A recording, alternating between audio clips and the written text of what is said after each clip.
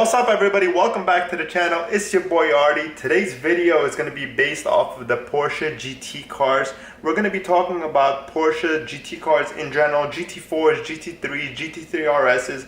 Are they worth leasing versus buying? Now I own a Porsche GT4, so I'm going to base all the information that I'm stating in this video off of what I think, off of what my finances on this car, and off of my experience of owning and leasing over 50 cars throughout my lifetime of ownership. So let's get right into the video. The Porsche GT4 that I have behind me is a finance. A lot of people ask, did I lease this car? Am I returning it soon, or am I actually financing it? Now, when I bought this car and when I was looking to buy a car, I always ask myself one thing. What is the primary use of the car? How many miles am I going to drive it? Because lease, you're restricted to how many miles that you sign when you purchase your lease contract. They give you a certain amount of miles that you could drive on those cars. When you buy an exotic car, whether it be a Porsche, Ferrari, Lamborghini, you're limited miles. They usually try to give you 25 to 5,000, 7,500 miles per year that you're allowed to put on the odometer. If you drive over that, you're going to be paying a significant amount per mile charge over whatever your contract is. Another really important question is how long are you going to keep this car for? That's important. When I was purchasing the GT4, I knew that I wanted to keep this car for a very, very long time. Now, when you're buying a car of that level and that expensive, you need to understand that maintenance, if you are going to service it at your Porsche dealer, or if you're buying a Ferrari, whatever it is, can become very pricey. But since we're talking about Porsches, we're going to stick to Porsches. The third thing, lease versus buy.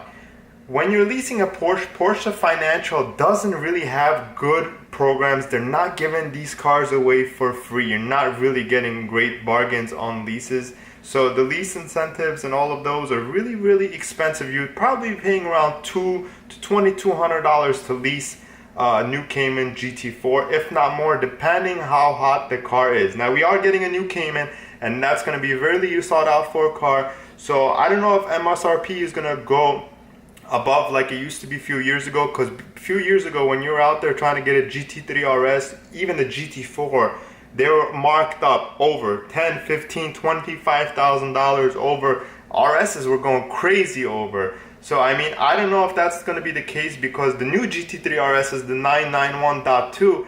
I see a lot of them selling for sticker right now. So I think Porsche is going through a little bit of it's supply and demand that's going on right now with the new RSs. So is it worth paying $2,200 to lease a GT4, or is it worth just paying $2,200, $2,300, depending on the numbers of how much you're going to put down payment and your term and your financing? Where are you going to get your financing? Are you going to finance it directly from Porsche, or are you going to go to your own bank or whoever you finance with, or a credit union, and get a better rate on financing? My opinion, I'll tell you guys my honest opinion when it comes to buying a GT4. This GT4, if you're planning on keeping it for a very long time, it is better to finance the car. Why do I say it's better to finance the car?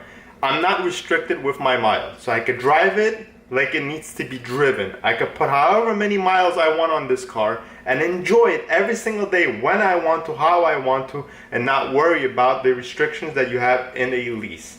Second thing, Porsche GT cars. Overall, Porsche GT cars, I'm going to stop for a second. All cars depreciate. Cars are depreciating assets. We all know that. We're not going to talk about cars 30 years down the line. They might appreciate. Forget about that right now.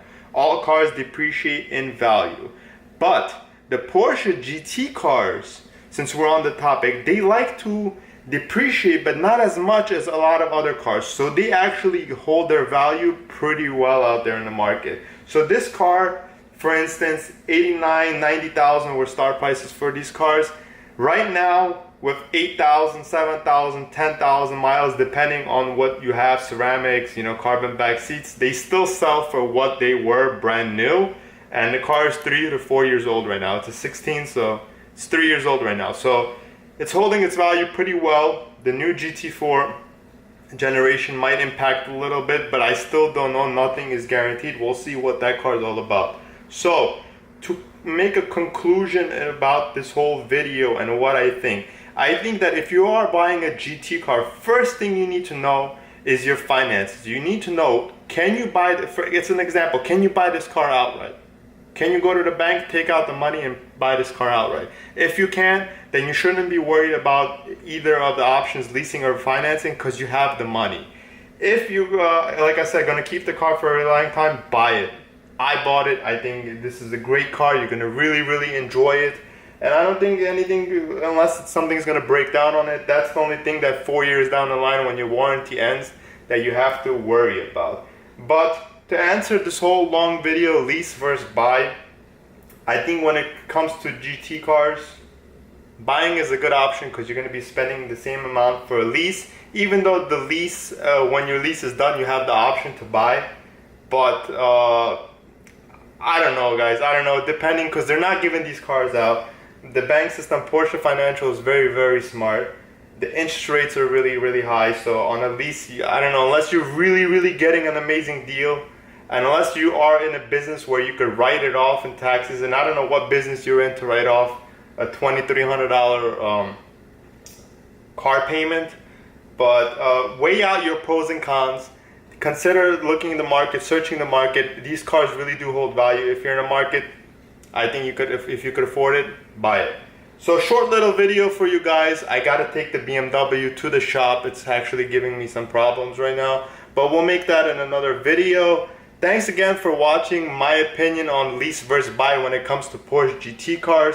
I'll catch you guys in the next video. Peace.